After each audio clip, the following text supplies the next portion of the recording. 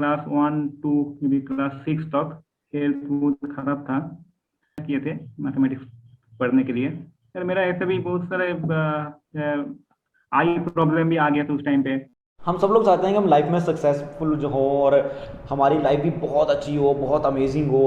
But हम हर कोई ना बहाने ढूंढते हैं काम से बचने के लिए। हम हमेशा एक्स्ट्रा एफर्ट लगाने से बचने की कोशिश करते हैं। थोड़ी सी बीमारी हो गई तो बहाने बनाते हैं, अरे मैं बीमार हूँ, अरे मैं बुखार, जैसे बचपन में करते भी हैं ना। थोड़ा सा बुखार हो गया, आज स्कूल नहीं जाना, आज पढ़ाई नहीं करनी है, अरे मेरा पैर टूट गया, अरे मेरे ये हो गया, मेरे वो हो गया। बट कुछ लोग ऐसे होते हैं जो हर एक डिफ़िकल्टी के बाद भी आपको वो करके दिखाते हैं जो शायद आप कभी ना कर पाओ। तो ऐसे लोगों की लाइफ से इंस्पिरेशन लेनी चाहिए। और हमें भी ये बात ध्यान में रखनी चाहिए कि अगर आपकी फिजिकल बॉडी के साथ कोई भी प्रॉब्लम हो रही है ना, तो वो आपकी सक्सेस और आपके बीच में रुकावट नहीं हो सकता, कभी नहीं हो सकता। वो आपकी स्ट्रेंथ जरूर बन सकता है, बट आपकी रुकावट नहीं हो सकता। तो आज ऐसी एक पर्सनैलिटी हमारे प्लेटफॉर्म पे, डॉक्टर शाश्वत अधिकारी जी। इनकी बचपन से ही इनके साथ इनको बहुत सारे डिसीजेज हुए, इनकी आई साइट वीक हो गई, बोलने में प्रॉब्लम होने लगी, मतलब बहुत ही कम बोलने लग गए। बट मुझे सबसे ज़्यादा अमेजिंग लगी, मतलब आज भी इनकी मेडिसिन चलती हैं, कंटिन्यूस मेडिसिन चल रही हैं। और सबसे ज़्यादा अमेजिंग बात इनमें ये है कि इन सब स्ट्रगल्स की वजह से आज तक भी इन्होंने कभी अपनी पढ़ाई के साथ कॉम्प्रोमाइज़ नहीं किया, कभी भी अपनी स्टडी के साथ कॉम्प्रोमाइज़ नहीं किया। तो आज बहुत बड़े लाइफ लेसन्स मिलने वाले हैं आपकी इस वीडियो से। वीडियो भले ही छोटी होगी, ध्यान से सुनिएगा, समझिएगा, सिंपल बातों में डीपनेस समझने की कोशिश कीजिएगा। तो चलिए स्वागत करते हैं सर का अपने प्लेटफॉर्म पे। Thank you so much sir, thank you so much for joining us. It's really pleasure for us कि आपने हमें टाइम दिया। आप इतना बिजी शेड्यूल में से हमें टाइम दे रहे हो। तो सर मैं आपसे सबसे पहला क्वेश्चन ये पूछना चाहूंगा, बिकॉज मैं जितना आपकी लाइफ को देखा हूँ और मैं खुद भी आपसे पर्सनली आपसे एक बार मिला हूँ, मतलब हम कितने टाइम साथ में मतलब में रहे हैं। और मैं आपके जान नहीं पाया कि लाइक कभी आपके चाइल्डहुड टाइम पे आपके साथ कैसे स्ट्रगल रहे थे। बिकॉज मैं अभी रिसेंटली जब आपसे बात हुई तो मैं काफी अमेज्ड हुआ कि चाइल्डहुड में अगर कोई इतना ज्यादा स्ट्रगल से निकल रहा हो तो उसकी लाइफ एक अलग ही मतलब होती है ना। एक होता है ना बच्चे का स्ट्रगल, बच्चे का इमोशनल स्ट्रगल।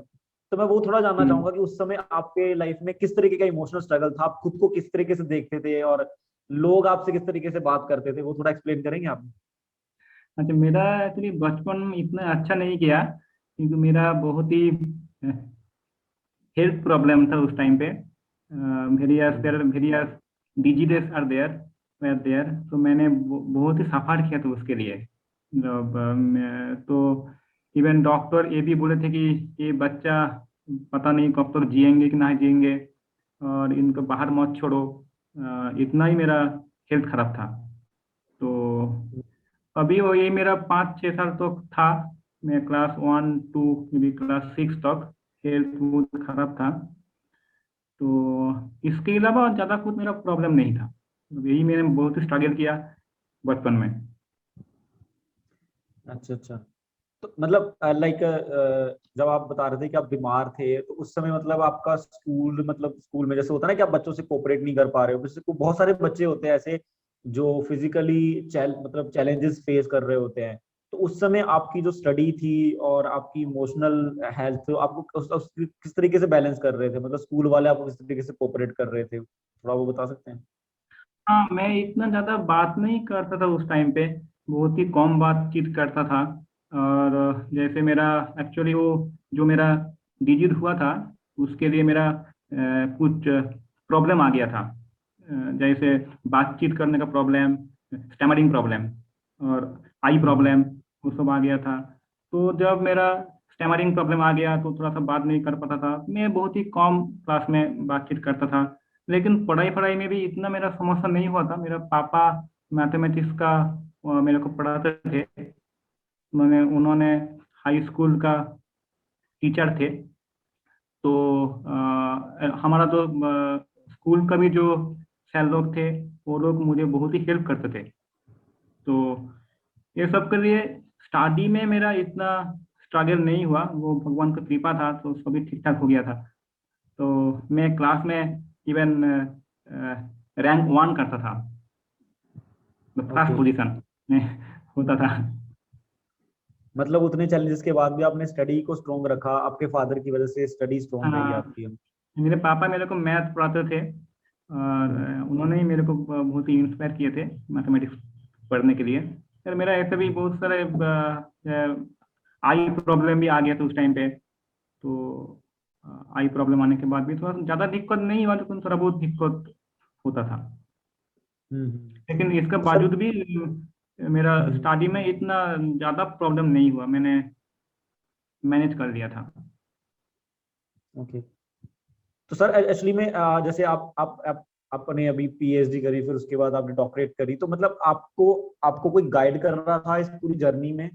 कि मतलब मैं जानना चाहता हूँ कि आपको करियर में किसने गाइड किया, मतलब पूरे पूरे टाइम पे कौन ऐसा व्यक्ति था जो आपको करियर के लिए गाइड करता? बिकॉज जनरली क्या होता है, बच्चे क्लियर नहीं होते हैं उनके फ्यूचर को लेके, और जब हमारे अंदर डिसेबिलिटीज आ जाती है तो कहीं ना कहीं हमारा हमारा सेल्फ कॉन्फिडेंस जो होता है वो भी हम लैक कर जाते हैं। हम्म। तो ऐसे पॉइंट टाइम पे आपको किसी ने गाइड किया था? कैसे आपने चूज किया कि मुझे मैथमेटिक्स में ही आगे अच्छे से जाना है, जहाँ पर यही चीज मेरे लिए सबसे बेस्ट रहेगी? एक्चुअली होता क्या है ना, मैंने आप देखिए क्लास 10 तक, अप टू क्लास 10 मेरा सारे सब्जेक्ट था, हम्म। जैसे बंगाली, हिस्टोरी, जियोग्राफी, ये सब मैंने सारे कुछ पढ़ाई किया था। लेकिन 11 12 में जब मैंने ज्वाइन किया तो मेरा साइंस था, फिजिक्स, केमिस्ट्री, मैथमेटिक्स और बायोलॉजी था, बायोलॉजी। हम्म। लेकिन मैंने बाद में देखा कि क्लास 12 के बाद मेरा आई प्रॉब्लम था।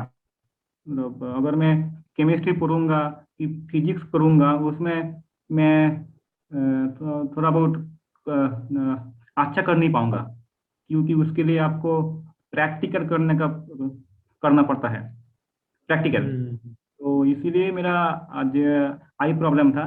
तो इसीलिए देख मैं सोचा कि तो मैं वो फिजिक्स और केमिस्ट्री नहीं पढ़ूंगा, और मुझे मैथमेटिक्स अच्छा लगता था, क्योंकि मेरा अपना पापा, उन्होंने मेरे को मैथ पढ़ाते थे, मैथ का टीचर थे। तो उन्होंने मेरे को हम्म। इंस्पायर किया कि तुम मैथ पढ़ो, वही तुम्हारे लिए बेटर होगा। क्योंकि बाकी सब्जेक्ट पढ़ोगे तो उसमें तुम्हारा आई का जरूरत पड़ सकता है। तो मैथ क्या है, मैथ में क्या है, तुमको प्रॉब्लम करना पड़ेगा, तो मैथ ही पढ़ो। तो उन्होंने ही मेरे को इंस्पायर किया कि मैथ करो, और मेरे को भी मैथमेटिक्स अच्छा लगता था, तो इसीलिए हम्म। हो गया। ओके।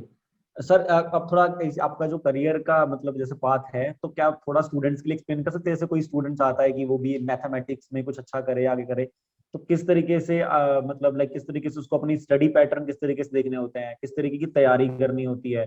आपने कैसे टाइम शेड्यूल को फॉलो किया आपने? लाइक तैयारी टाइम पे आप किस तरीके से अपने टाइम टेबल फॉलो कर रहे थे? थोड़ा इस चीज को एक्सप्लेन करेंगे? हाँ, मैथमेटिक्स एक्चुअली ऐसा एक सब्जेक्ट है कि उसको अगर किसी ने कॉन्सेप्चुअली उनका कॉन्सेप्ट क्लियर है, तो दे कैन एंजॉय इट। तो अगर हम्म। नोबडी शुड, ऐसा कि एग्जाम में पास करने के लिए पढ़ने का नहीं है, उसको अगर if you understand that, that will be nice. तो ऐसे अगर हम हम्म। पढ़ेंगे कि मेरे को सीखना है, वो मेरा हमारा मोटिवेशन है कि हम लोग को मैथमेटिक्स सीखना है, तो कॉन्सेप्ट क्लियर करना है, तो ऐसे पढ़ेंगे तो then we can enjoy it. तो लेकिन बहुत लोग क्या ओके। करते हैं कि एग्जाम पे जस्ट खाली अच्छा मार्क्स लेने के लिए पढ़ते हैं, तो they can not release it subject. Hmm. ये एक्चुअली है। सर मैं जानना चाह रहा था कि आपने जैसे आप एग्जाम्स के लिए जो तैयारी, कम्पिटिटिव एग्जाम के लिए जो कुछ मतलब मैं जानना चाह रहा था कि जैसे मैं मान लो मैं हूँ और मुझे लाइक अच्छा लगा कि ये मैथमेटिक्स एक ऐसा सब्जेक्ट है जिसमें मुझे आगे अपना फ्यूचर बनाना चाहिए। तो जिस तरीके से आपने अपना करियर पाथ जो मतलब अभी तक फॉलो किया है, अब थोड़ा उसको एक्सप्लेन करेंगे, मतलब जैसे एज ए अच्छा अच्छा, मैं हूँ एक्चुअली मैथमेटिक्स हम लोग पढ़ाई करेंगे, बाद में आपने किसी स्कूल कॉलेज का भी उनका फैकल्टी बन सकते हैं, टीचर बन सकते हैं, तो वो तो हो हम्म। ही सकता है। और ऐसे भी अभी बहुत सारे आपका प्राइवेट ये भी है, यूनिवर्सिटी है। अगर किसी गवर्नमेंट जॉब नहीं मिलता है, क्योंकि मैथमेटिक्स ऐसा एक सब्जेक्ट है, अभी अगर किसी ने मान लो कि आपका मैकेनिकल पढ़ता है कि कंप्यूटर साइंस पढ़ता है, तो सबके लिए वो काम पे आता है। तो हम्म। कोई ना कोई जॉब जरूर मिल जाएगा, एटलीस्ट प्राइवेट जो यूनिवर्सिटी है, यूनिवर्सिटी, उधर बहुत सारे अपॉर्चुनिटी है। नहीं तो कोई गवर्नमेंट जो कॉलेजेस है, उधर भी अपॉर्चुनिटी है, उधर मिल सकता है। कुछ हम्म। ना कुछ मिल जाता है, इसका बहुत अपॉर्चुनिटी है। ओके।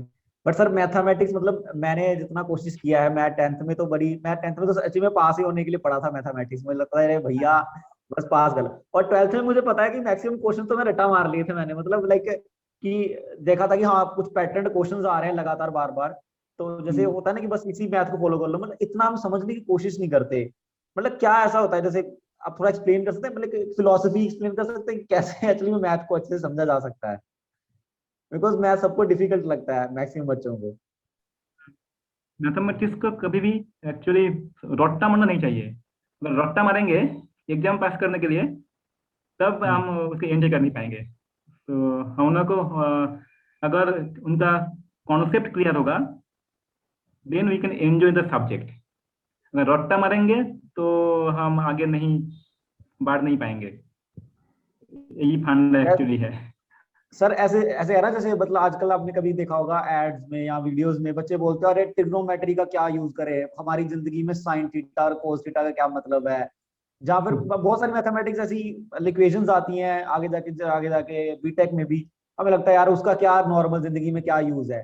तो ये जो एक मतलब एक क्या बोलते हैं, एक बिलीव लेके चल रहे हैं बच्चे जो मैथमेटिक्स के लिए, इसके ऊपर आपका क्या कहना है कि अरे इसका हमारी जिंदगी में क्या मतलब है? वो तो है। शायद मे भी वो लोग शायद ऐसे मजाक करता है शायद।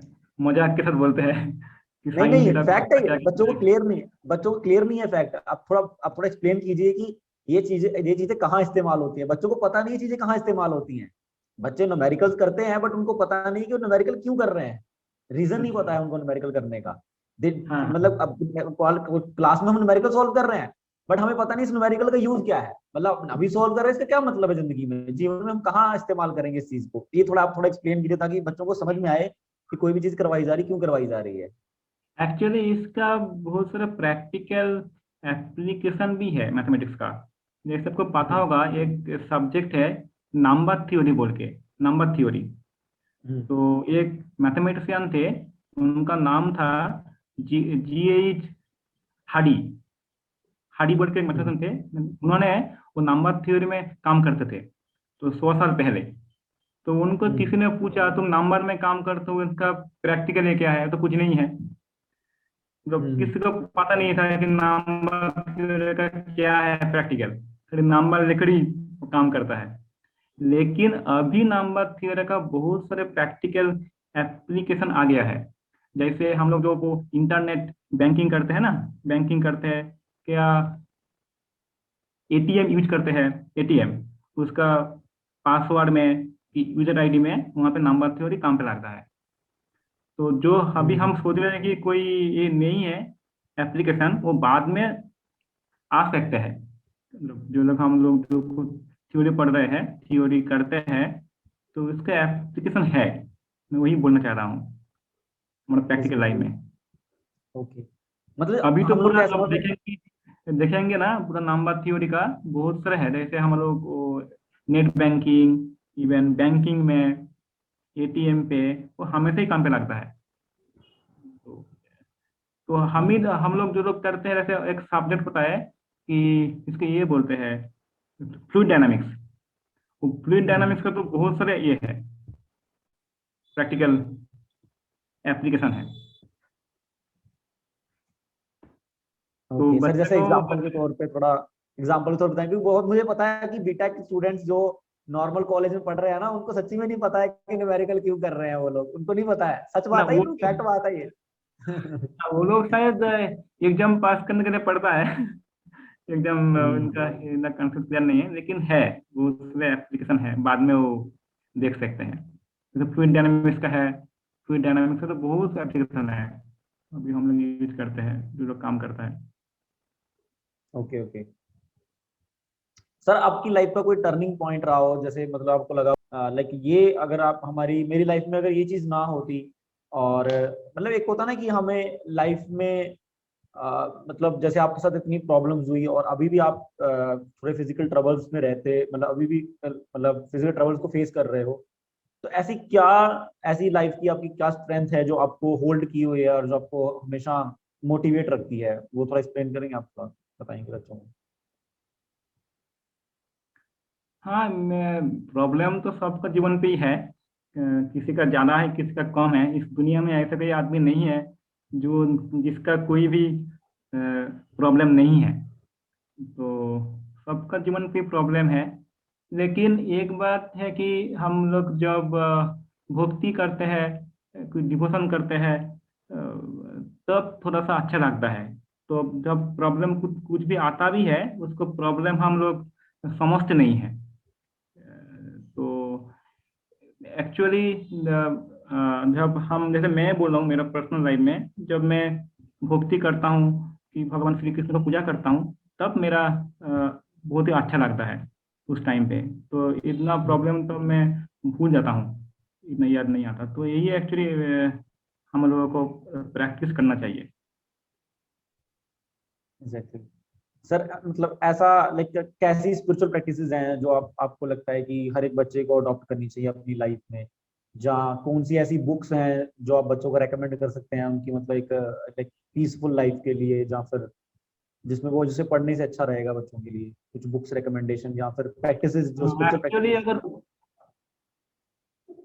अगर एक्चुअली देखिए, अगर किसी का लाइफ, अगर किसी का माइंड पीसफुल है, माइंड मन, अगर मन पीसफुल है तो ही विल बी हैप्पी।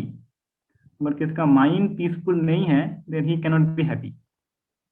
तो हम लोग हैप्पी होने के लिए, खुशी होने के लिए, माइंड को, जो मन है, उसको खुश रखना चाहिए। तो इसके लिए हम लोग ध्यान करते हैं, जप करते हैं। तो अगर कुछ ध्यान करेंगे, तब हमारा थोड़ा सा मन शांत होता है। और कोई स्पिरिचुअल बुक जैसे भागवत गीता, हम जो जैसे अगर हम लोग पढ़ेंगे, तो उसमें भगवान कृष्ण बोलते हैं कि हमारा माइंड को कैसे हम लोग शांत करेंगे, how can we make our mind peaceful. So if we read every day Bhagavad Gita, or if we do some meditation, so that can help us uh, to make our mind peaceful. If we do that regularly, then we will be happy. So many disturbance will not affect us. तो मैं यही recommend करूंगा कि सब, हर जो student है, so they should read Bhagavad Gita as it is regularly, at least for a one day, every day one shloka, and do some dhyan, some kind of meditation. Because if we do that, then we will be. Agar if our mind become very much disturbed, then we cannot do anything. Neither material life nor spiritual life. We cannot do anything. So first of all, our mind should be very peaceful. That is, I want to tell every student that our mind should be very peaceful, and that peaceful will come if we do some kind of meditation and read some spiritual books like Bhagavad Gita every day. So that will make our mind very peaceful. Sir मैं वही कह रहा था कि अगर आप जैसे हमारी कुछ आपकी कुछ लाइफ लर्निंग्स रही हो, मतलब अभी तक की लाइफ जर्नी में आपने जैसे कुछ होता ना है कि हमारी लाइफ में हम लोग कुछ इंसिडेंट्स होते हैं, कुछ कुछ ऐसी सिचुएशंस आती हैं जहाँ पे हम एक लाइफ लेसन लेते हैं कि यार ये बातें थी जो मुझे पता चली, और आई थिंक ये बातें अगर मेरी लाइफ में कोई भी आएगा तो मैं उनको बताऊंगा, या कोई ऐसी पर्टिकुलर बातें जो आप स्टूडेंट के साथ शेयर करना चाहेंगे जो उनकी लाइफ के लिए अच्छी हो? Actually, when I was studying in IIT Madras during my masters, so that time I used to go to one of my friend's room, so to watch some beautiful movie, because I did not have any laptop that time. So my friends had laptop, so I used to go to him to watch the Bollywood movie that time. Every day I used to go. And Okay. one day I saw that he had a Bhagavad Gita book in his room. I told that him that you read Bhagavad Gita. But no. I simply bought one Gita book, but I have never read that book, Gita book.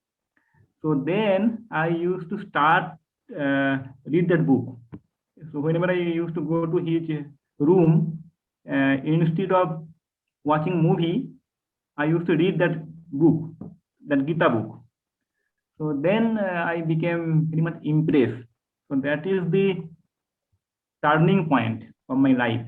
That when the Gita book came in my hand, and I used to read that book every day, and that also changed my life uh, very much. Like previously, I used to eat non-veg, like meat and fish. I used to eat, but after going through that book, Gita book, then I stopped taking that. The first thing I learned from Bhagavad Gita that everybody should not eat any non-veg food, and then my life became very much uh, disciplined. So previously, I used to go to bed at very night time, after 12 o'clock like that, after 12, and used to get up very late in the morning. But now, after reading Gita book, my life became very much disciplined. I now go to bed early and also wake up in the morning early. And so many bad or also bad habit I have given up. I used to have a lot of bad habit previously, but when I practice this bhakti or devotion, so those bad habit now I have given up. So that's why I request or recommend everybody that to read Bhagavad Gita or some kind of spiritual books to change their life. That is that, and to share that. Sir कई बार जैसे हम लोग spiritual concepts की बात करते हैं या spiritual books की बात करते हैं, स्पिरिचुअलिटी की बात करते हैं, तो कई बार हमारे माइंड में आता है कि ये सिर्फ बिलीव्स हैं, मतलब ये कोई प्रैक्टिकल लाइफ में नहीं है। बट आप, मैं जितना आपकी समझ पा रहा हूँ आपकी लाइफ में, बिकॉज आप एक टीचर हो, आप अच्छा पढ़ा रहे हो बच्चों को, तो ऐसा तो नहीं है कि ये एक मतलब ये जो लाइक भगवत गीता एंड ये और सारी प्रैक्टिस ये हमको बाबा जी बना देती हैं, जहाँ हमारी हमें नॉर्मल लाइफ से हमें अलग करती हैं, ऐसा तो कुछ तो नहीं है ना ये चीज? No. See, I mean, if we practice devotion or if we become a devotee of Krishna, people think that everybody has to go to jungle or forest, become a Babaji. Not like that. We can also become a family man. We can also get married. Also, we can do a job. Everything we can do. So there is no such restriction that we cannot get married or we cannot do job. Everything we do, but we put the Lord in the center. That's all. So because whenever Lord is with us, Lord is always happy. Lord is always happy. So whenever Lord is with us, we also become happy. That is the main point. So in order, because everybody want to be happy in life. Everybody, whether student or teacher, anybody, everybody want to become happy. But the principle or the or how to become happy, that people do not know. So if we practice devotion or if we keep Lord in our life, then we become happy.